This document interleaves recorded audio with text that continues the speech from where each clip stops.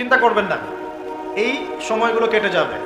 যখন এই জুলুম চূড়ান্ত মাত্রায় উঠবে তখন আল্লাহ রাব্বুল আলামিন মুসলিমদের মধ্যে একজন ইমামকে পাঠাবেন, তার নাম মুহাম্মদ। কি নাম?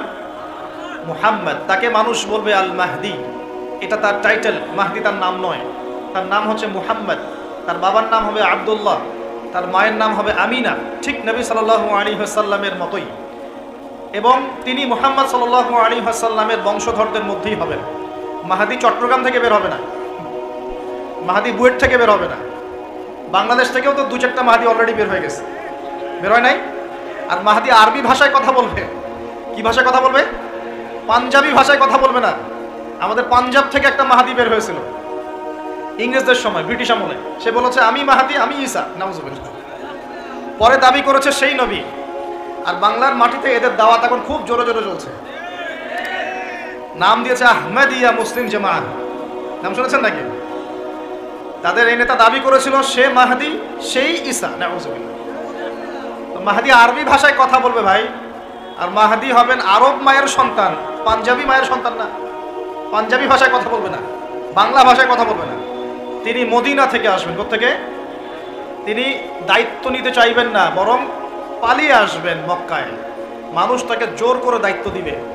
আপনারা যারা হজ করেছেন, কাবা ঘরের এই যে তাওয়াফ তো করেছেন, মাশাআল্লাহ, তাওয়াফ এবং এই যে আপনার মাকামে ইব্রাহিম, এর মাঝখানে ইমাম মাহদিকে তারা পেয়ে যাবে এবং সেখানে তার হাতে বায়াত নেওয়া হবে এবং তিনি মুসলিমদেরকে ঐক্যবদ্ধ করে এই জুলুমের এগেনস্টে যুদ্ধ করবেন ইনশাআল্লাহ। বিশ্ব এখন অনেক কিছু দেখা বাকি আছে, হতাশ হবেন না। বিশ্বে এখন অনেক কিছু ঘটা বাকি আছে। মহামারী হয়েছে, জালজালা হবে, আল্লাহ পাকের আযাব গজবগুলো আসবে, নৈতিকতার অবক্ষয় হবে, জুলুম বাড়বে, ঘরে ঘরে ফিতনা ছড়িয়ে পড়বে। এর মধ্যেও আসহাবুল কাহাফের মতো কিছু মানুষ ঈমানও ধরে রাখবে ইনশাআল্লাহ। আল্লাহ পাক যাদেরকে দিয়ে কাজ নেবেন, আল্লাহ পাক তাদেরকে তৈরি করবেন। নতুন প্রজন্ম আল্লাহ পাক নিয়ে আসবেন। কোরআনকে কেউ মিটিয়ে ফেলতে পারবেন না, সুন্নতকে কেউ মিটিয়ে ফেলতে পারবে না। এটা পৃথিবীতে থাকবেই ইনশাআল্লাহ। প্রত্যেক দেশে দেশে, জেলায়, থানায়, প্রত্যেকটা জায়গায় আল্লাহ ভীরু কিছু মানুষ থাকবে ইনশাআল্লাহ। আল্লাহ পাক তাদের অন্তরের মধ্যে গায়েবী একটা মিল বন্ধন দিয়ে দিবে ইনশাআল্লাহ। এভাবে চলতে থাকবে সময়। যখন ইমামুল মাহদি আসবেন তখন বিশ্ব যুদ্ধ বিগ্রহ চলতে থাকবে, অনেক ব্যাপক যুদ্ধ চলতে থাকবে। তখন ইমামুল মাহদি মুসলিমদেরকে নিয়ে এই যে জালেম শক্তির বিরুদ্ধে যুদ্ধ করে ওই জায়গা স্বাধীন করবে ইনশাআল্লাহ। কিন্তু তারপরেও দাজ্জালকে হত্যা করা যাবে না। দাজ্জাল খুবই শক্তিশালী হবে এবং তার অনুসারীরা হবে প্রচণ্ড শক্তিশালী। তখন আল্লাহ রাব্বুল আলামিন এই মিথ্যা মাসিহকে মেরে ফেলার জন্যে আল্লাহ পাক আসমান থেকে সত্য মাসিহ ঈসা আলাইহিস সালামকে আবার পাঠাবেন। বলেন সুবহানাল্লাহ। আল্লাহ রাব্বুল আলামিন সূরা মাঈদার মধ্যে বলেছেন, ওয়ামা কাতালুহু ওয়ামা সালাবুহু, তারা তাকে হত্যাও করে নাই, ক্রুশবিদ্ধও করে নাই, বাল রাফাআহু আল্লাহু ইলাইহি, বরং আল্লাহ পাক তাকে তার দিকে উঠিয়ে নিয়েছেন। সুবহানাল্লাহ। তিনি কোথায় আসবেন? তিনি সিরিয়াতে নামবেন। কোথায়? সিরিয়ায়। এই যে টার্কি এবং সিরিয়ার জায়গায় যেখানে ভূমিকম্প হলো, সবাই তুরস্ক নিয়ে অনেক বেশি ব্যস্ত, কিন্তু সিরিয়াতে কিন্তু অনেক ক্ষতি হয়েছে, এদিকে মানুষ দেখছে না। আর সিরিয়ার মানুষদের কি যে দুর্ভোগ, কি যে দুর্দশা, এটা দেখার জন্য শুধু আল্লাহই আছেন, আমরা কেউই নাই। এটা দেখার জন্য শুধু আল্লাহ আছেন, আর কেউ নাই পাশে। এই 12-14 বছরের যুদ্ধ বিগ্রহে যা হয়েছে সিরিয়ার অবস্থা, ওইটাকে খেলার মাঠ পেয়েছে পশ্চিমারা। এই মাঠের মধ্যে তুরস্কও ঢুকে গিয়েছিল, এটাও একটা শাস্তি হতে পারে। নেটোর সাথে ঢুকে সেও এখানে হামলা চালিয়েছে, এটাও হতে পারে, আল্লাহ ভালো জানেন। সিরিয়ার মাজলুম শিশুদেরকে আকাশের নিচে রাত কাটাতে হয়, 3 দিনে একবার খাবার পায় তারা। একই অবস্থা ইয়েমেনেও আছে। ইয়েমেনে যে বলা হয় যে 5 থেকে 6 লক্ষ মানুষ মারা গেছে বিগত গৃহযুদ্ধে 2010 সাল থেকে। আর সেখানে যতজন মানুষ মারা গেছে তার মধ্যে 60% হচ্ছে বাচ্চা। তো এই বাচ্চাদের কি দোষ ছিল? তারা কি জানতো শিয়া কাকে বলে, সুন্নি কাকে বলে? তারা কি জানে দুনিয়া কি, আখেরাত কি? তারা কি জানে কোনটা হক কোনটা বাতিল? তারা তো জানে যে মায়ের বুকের দুধ খেতে হয়, দুধের বাচ্চাগুলো দুধ পায় না, মায়েরা দুধ দিতে পারে না, খাবার নাই, দুর্ভিক্ষ। এই সংকটের জন্য কে দায়ী? আল্লাহ না মানুষ? কে দায়ী? যাহারাল ফাসাদু ফিল বাররি ওয়াল বাহরি বিমা কাসাবাত আইদিন নাস। আল্লাহ পাক বলছেন জলে স্থলে যে বিপর্যয়গুলো ছড়িয়ে পড়েছে এগুলো মানুষের হাতের কামাই। কার হাতের কামাই? মানুষের হাতের কামাই। একই অবস্থা ইরাকেও ছিল, মনে আছে? সাদ্দাম হোসেনের কাছে পারমাণবিক অস্ত্র আছে বলে কত নাকি করা হলো, করে লক্ষ লক্ষ মানুষকে মেরে ফেলা হলো। পরে বললো আমরা সরি, আসলে সেখানে কোনো অস্ত্র ছিল না, we are sorry for that. তারা বলে দিল আমরা এর জন্য সরি, ব্যাস লক্ষ লক্ষ মানুষের রক্ত ঋণ শোধ হয়ে গেল। আবু গারিব নামে একটা কারাগার ছিল, এখনো আছে। ওই কারাগারের মধ্যে মুসলিমদেরকে ঢুকিয়ে যে নির্মম নির্যাতন করা হতো আপনারা জানেন না।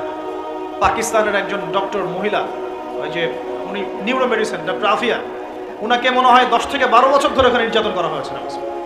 আপনার বোনকে যদি একবার কেউ খারাপ নজরে তাকায় আপনার কেমন মনে হয়? আপনার মায়ের দিকে যদি কেউ একবার খারাপ নজরে তাকায়, একটা খারাপ মন্তব্য করে, আপনার কি মনে হয়? আপনার স্ত্রীকে যদি কেউ একটু গায়ে টাচ করে চলে যায়, শ্লীলতাহানি করে, টিস করে, আপনার কি মনে হবে? এরকম লক্ষ লক্ষ বোনদেরকে আমাদেরকে এরকম ধর্ষণ করা হয়েছে দিনের পর দিন। গ্যাং রেপ বলে, গ্যাং রেপ মানে একসাথে 10 জন 12 জন মিলে আমাদের বোনদেরকে ধর্ষণ করেছে। মুসলিমরা তো বললাম না, মুসলিমরা পড়ে আছে ওঠেন বসেন নিয়ে, মজা ট্রল এগুলো নিয়ে। সারা বিশ্বে যা হচ্ছে মুসলিমদের সাথে, যদি আমরা সত্যি জানতাম শান্তিতে ঘুমাতেই পারতাম না, আমাদের ঘুম উড়ে যেত চোখ থেকে। বেশি বললেও সমস্যা, বেশি করলেও সমস্যা, কাকেই বলবো, কে বা বুঝবে? দেখা যায় এমন অনেক সময় হয়েছে, অনেক ভালো ভালো নেতা সমাজে এসেছে, আসার পরে জনগণকে বুঝিয়েছে, জনগণ বলেছে ঠিক আমরা তোমার সাথে আছে। যেই সেই নেতার উপর কোনো বিপদ এসেছে, জনগণ নাই, কাকে নিয়ে কি করবে না, কার সামনেই বা কি বলবো?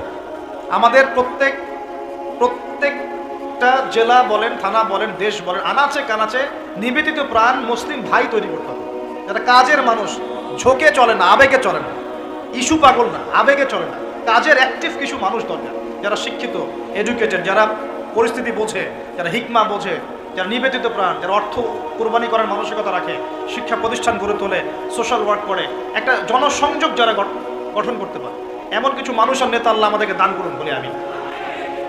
এভাবে একদিনের মাহফিল বলেন আর ওই ইস্যু পাগল কোন ইস্যু নিয়ে লাফালাফি করে উম্মার বিজয় হবে না। আমাদের সবাইকে যার যার জায়গা থেকে কনস্ট্রাকটিভ কাজ করতে হবে, সবাইকে এফোর্ট দিতে হবে। শুধু একজন দায়ীর দায়িত্ব না, একজন আলেমের দায়িত্ব না, আপনারও দায়িত্ব আছে। তো নবী সাল্লাল্লাহু আলাইহি ওয়াসাল্লাম বলেছিলেন অনেক দিন আগেই, প্রায় 1400 বছর আগে, ওয়াশুরিবাতিল খুমর, বেশি বেশি মাদক দ্রব্য সেবন করা হবে, ওয়াযহরাতিল কায়নাত ওয়াল মাআজিফ, এবং প্রচুর নর্তকী গায়িকার প্রচলন ঘটবে, ঘটেছে কিনা? ওয়াল মাআজিফ, এবং বাদ্যযন্ত্রের প্রচলন বেড়ে যাবে, বেড়েছে কিনা?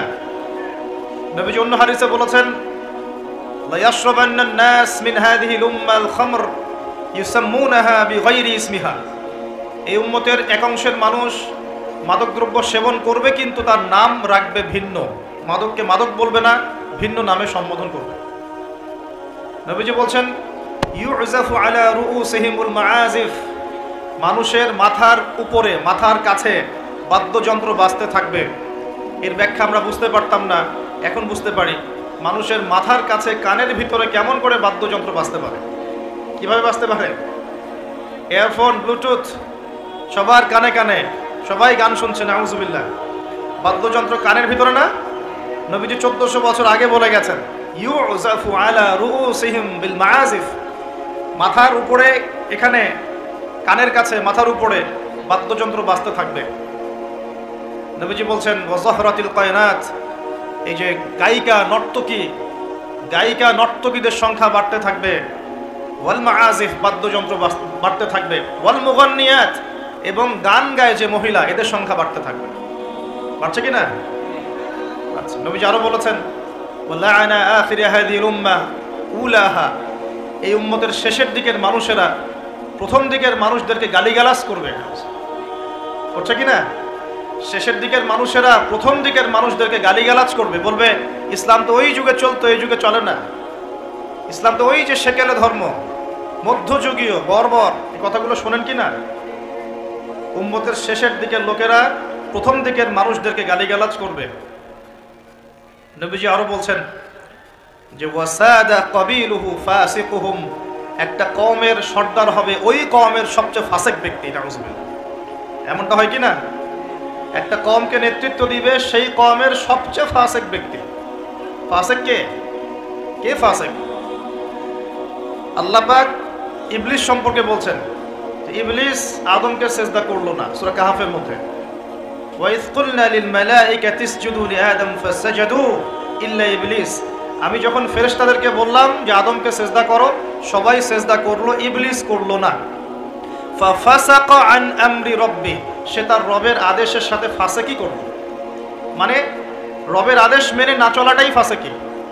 আর নবীজি বলছেন ওয়াসাদা কাবিলুহুম ফাসিকুহুম, একটা কওমের নেতৃত্ব দিবে ফাসিক ব্যক্তি, যে আল্লাহ পাকের হুকুম আহকামের পরোয়া করবে না। ওয়া কানা যাঈমুল কওমি আরযালাহুম, সমাজের সবচেয়ে নিকৃষ্ট মানুষকে কর্তৃত্বের আসন দেওয়া হবে। এগুলো হচ্ছে কিনা সমাজের মধ্যে? আরো বলছেন ওয়াজাহরাতিল আসওয়াতু ফিল মাসাজিদ, মসজিদগুলোর মধ্যে শোরগোল হট্টগোল বেড়ে যাবে। যাচ্ছে কিনা? যখন এমন হবে, নবীজি বলছেন ইয়াখসিফুল্লাহু বিহিমুল আরদ, আল্লাহ রাব্বুল আলামিন ওই সম্প্রদায়কে এই ভূমি সহ নিচে ধসিয়ে দিবেন, বলে নাউজুবিল্লাহ। এখন ভূমিধস ভূমিকম্প আসছে কিনা? আরো বলছেন নবী সাল্লাল্লাহু আলাইহি ওয়াসাল্লাম ওয়ায়াজআলুল্লাহু মিনহুমুল কিরাদাতা ওয়াল খানাজির, আল্লাহ রাব্বুল আলামিন তাদের মধ্যে কিছু মানুষকে শুয়োর এবং বানর বানিয়ে দিবেন, বলে নাউজুবিল্লাহ। আর মানুষ কিন্তু বাহ্যিকভাবে বানর হয় না, দেখা যায় ভিতর থেকে বানর হয়ে গেছে, ভিতর থেকেই বানর হয়ে গেছে। ভিতর থেকে বানর মানে কি? বানর হচ্ছে এমন প্রাণী যে পাবলিকলি জেনা করে, পাবলিকলি জেনা করে। বানরের স্বভাবটা আপনাকে বলছি, বানরের স্বভাব কি? প্রাইভেট লাইফ আর পাবলিক লাইফের পার্থক্য বানর বোঝে না। কোন কাজগুলো প্রাইভেট লাইফে করতে হয় আর কোন কাজগুলো পাবলিকলি করতে হয়, এই কমন সেন্সটা বানরের নাই। আমার কথা কি বুঝতে পারছেন? প্রাইভেট লাইফ মানে যে কাজগুলো আমরা ব্যক্তিগত জীবনে করি, গোপন কাজ। আর পাবলিক মানে যে পাবলিকলি আমরা সবাই বসে আছি এখন, পাবলিক লাইফ। তো প্রাইভেট লাইফ আর পাবলিক লাইফের পার্থক্যটা বানর বোঝে না। আর আল্লাহ পাক কি শাস্তি দিবেন? বানর বানিয়ে দিবেন। সত্যি সত্যি কি মানুষ এখনো বানর হয়েছে? কাউকে দেখেছেন যে মানুষ থেকে বানর হয়ে গেছে? এমন কি হয়েছে এখনো? শুধু সূরা বাকারা একটা দলিল আছে, শনিবারের সীমা লঙ্ঘন করার জন্যে আল্লাহ পাক বনু ইসরাইলদের একটা দলকে মানুষ থেকে বানর বানিয়ে দিয়েছেন। এই একটা দলিল কোরআনে পাওয়া যায়। এই উম্মতের মধ্যে কখনো শুনেছেন উম্মত মুহাম্মাদির কোনো ব্যক্তি মানুষ থেকে বানর হয়ে গেছে? এটা হতে পারে মানুষ ভিতর থেকে বানর হয়ে যাবে, অর্থাৎ পাবলিক লাইফ আর প্রাইভেট লাইফের পার্থক্য বুঝতে পারবে না। এমনটা হচ্ছে কিনা? মানুষ এখন পাবলিক লাইফ আর প্রাইভেট লাইফটা একাকার করে ফেলছে না? বিয়ে করেছে, স্ত্রীকে দেখবে সে, ভালোবাসবে সে, স্ত্রী সাজবে তার জন্যে, এগুলো সব প্রাইভেট ব্যাপার। এগুলোকে মানুষ পাবলিক করে ঘুরে বেড়াচ্ছে না? বুঝতে পারছেন না মনে হয়? বাসায় শুয়ে আছেন, স্ত্রীর সাথে গল্প করছেন, প্রাইভেট বিষয়। এটাকে ফেসবুকে ছবি তুলে যারা দিল, সে প্রাইভেট লাইফটাকে পাবলিক করে দিল না? মানুষ প্রাইভেট লাইফ আর পাবলিক লাইফের পার্থক্য বুঝতে পারছে না। নবীজি আরো বলছেন ওয়ায়াজআলুল্লাহু মিনহুমুল কিরাদাতা ওয়াল খানাজির, এবং আল্লাহ পাক তাদের মধ্যে কিছু শুয়োরও বানিয়ে দিবেন। কি বানিয়ে দিবেন? শুয়োর কেমন? ওর সামনে ভালো কিছু দিবেন, ভালো কিছু, ফ্রেশ খাবার দেন, ভালো কিছু দেন, টাটকা খাবে না। বাসি পচা নোংরা আবর্জনা তার সামনে দিবেন, খুব মজা করে করে খাবে। এখান থেকে কি বুঝলাম? এক শ্রেণীর মানুষ বের হবে এই উম্মতে, যারা হালাল জিনিস ওদের কাছে ভালো লাগবে না, হারাম ভালো লাগবে। বুঝতে পারছেন না মনে হয়? হালাল খাবার দেন, ভাল লাগে না, হারাম মাদক খেতে হয়, গাঁজা খেতে হয়, ইয়াবা খেতে হয়, ফেন্সিডিল খেতে হয়, না হলে ঘুমিয়ে আসে না। গরুকে চড়াবেন তামাকের মাঠ, তামাক যেখানে চাষ হয়। আমরা ওই যে বান্দরবন ওই এলাকার দিকে প্রোগ্রাম করতে গিয়ে দেখেছিলাম, মানে বিঘার পর বিঘা জমিতে খালি তামাক চাষ হচ্ছে, তামাক। ওই জমিগুলোর মধ্যে গরু ছাগল চড়ে না, কারণ গরু ছাগলও জানে যে এগুলো খাওয়ার জিনিস না। বুঝতে পারছেন কথা? কিন্তু মানুষ গোগ্রাসে খাচ্ছে, ডলছে, খাচ্ছে, টানছে। শুয়োর কেমন প্রাণী? যার সামনে ভালো কিছু দিলে সে খাবে না, খারাপটা দিলে আপনি খাবেন। হালাল ভালো লাগছে না, হারাম ভালো লাগছে। আল্লাহ পর্দাকে হালাল করেছেন, পর্দা ভালো লাগে না, বেপর্দামি ভালো লাগে। আল্লাহ পাক, আল্লাহ রাব্বুল আলামিন ইসলাম নাজিল করেছেন, কোরআন সুন্নাহ ভালো লাগে না, মানব রচিত ধর্ম ভালো লাগে, মানব রচিত বিধান ভালো লাগে। আল্লাহ রাব্বুল আলামিন হালাল খাবার দিয়েছেন, ভালো লাগছে না, খাবারটাকে ম্যানুফ্যাকচার করে ভেজাল দিয়ে খাওয়াতে হবে। আল্লাহ পাক দিয়েছেন পবিত্র সম্পর্ক, পবিত্র সম্পর্ক ভালো লাগে না, অপবিত্র জেনা ভালো লাগে। আল্লাহ পাক দিয়েছেন পবিত্র বৈবাহিক সম্পর্ক, ভালো লাগে না, পরকীয়া ভালো লাগে, জেনা ভালো লাগে, পতিতাবৃত্তি করতে ভালো লাগে। এটা শুয়োরের স্বভাব। কার স্বভাব? এটাই হতে পারে সেই ব্যাখ্যা আল্লাহ পাক বলছেন, তার নবীর মাধ্যমে জানাচ্ছেন। আল্লাহ পাক এই উম্মতের কিছু মানুষকে বানর বানিয়ে দিবেন, আবার শুয়োর বানিয়ে দিবেন। ভিতর থেকে বানর আর শুয়োর হয়ে যাচ্ছে মানুষ। আর এখন এগুলোই শেখানো হয় যে আমাদের পূর্বপুরুষকে নাকি মানব থেকে তৈরি করা হয়েছে। এই আকীদায় যে বিশ্বাস করে সে স্পষ্ট কাফের। যে এরকম কোন আকীদায় বিশ্বাস করবে সে স্পষ্ট কাফের, এবং তাকে কেউ কাফের মনে না করলেও সে কাফের। এখানে বড় বড় অনেক ওলামায়ে কেরাম আছেন, আমি আসলে তাদের সামনে কথা বলতে লজ্জা বোধ করছি। আপনারা তাদের কাছ থেকে ফতোয়া জিজ্ঞাসা করেন। কেউ যদি বিশ্বাস করে যে আল্লাহ পাক মানুষকে নিজ হাতে আদম আলাইহিস সালামকে সৃষ্টি করেন নাই, বরং মানুষ বানর থেকে আস্তে আস্তে আস্তে আস্তে মানুষ হয়েছে, এই কথা যদি কেউ বিশ্বাস করে তাহলে সে ঈমান থাকবে না কুফরি হবে? ঈমান থাকবে? কোশ্চিন কালেও না। একজনকে চার্জ করা হচ্ছে। অবশ্যই এখানে একটা বিষয় আছে, এটা হয়তো সবাই ধরতে পারছে না। এখানে কিন্তু ইস্যু কয়েকটা আছে। একটা হচ্ছে বিবর্তনবাদ, একটা হচ্ছে ইতিহাস বিকৃতি, একটা হচ্ছে সমকামিতা শিক্ষা প্রদান করা, একটা হচ্ছে ইসলামিক যে মুভমেন্ট সেটাকে সবার সামনে নেগেটিভলি উপস্থাপন করা। এরকম কিছু ইস্যু কিন্তু উঠেছে। আমরা কিন্তু ব্যস্ত হয়ে আছি এই বানর আর মানুষ নিয়ে, তাই না? এখানে বানর আর মানুষটা মূল জিনিস না। এই পুরো জিনিসটার মূল বিষয়টা হচ্ছে এমন কিছু প্রবর্তন করার চেষ্টা করা হচ্ছে যেগুলোর উপরে যদি আমাদের প্রজন্ম 10, 20, 30 বছর পড়াশোনা করে তাহলে 20 বছর পর একটা প্রজন্ম আসবে যারা আল্লাহকে চিনবে না। এইটা উদ্দেশ্য ছিল, এটা উদ্দেশ্য। আরেকটা বড় উদ্দেশ্য হচ্ছে ইতিহাসকে বিকৃত করা। খেয়াল করে দেখবেন ফরায়েজি আন্দোলন, হাজী মোহাম্মদ শরীয়তুল্লাহ, তিতুমির, এই যে ইংরেজ বিরোধী বিপ্লবে যারা সর্বোচ্চ নেতৃত্ব দিয়েছিলেন আলহামদুলিল্লাহ, তাদের নামগুলো আস্তে আস্তে আস্তে আস্তে কিন্তু মুছে ফেলার চেষ্টা করা হচ্ছে। এবং এই জায়গায় কিন্তু এমন কিছু শাসনকে হাইলাইট করা হচ্ছে, যেমন সেন শাসন, খেয়াল করেন নাই?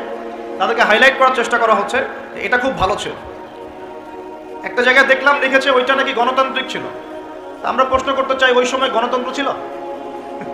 সেন আর পাল বংশের সময় গণতন্ত্র বলে কিছু ছিল? কি দিয়ে মানুষকে কি শেখাচ্ছে আল্লাহ ভালো জানে। তো শিক্ষা ব্যবস্থার বেহাল দশা। কি দশা? বেহাল দশা।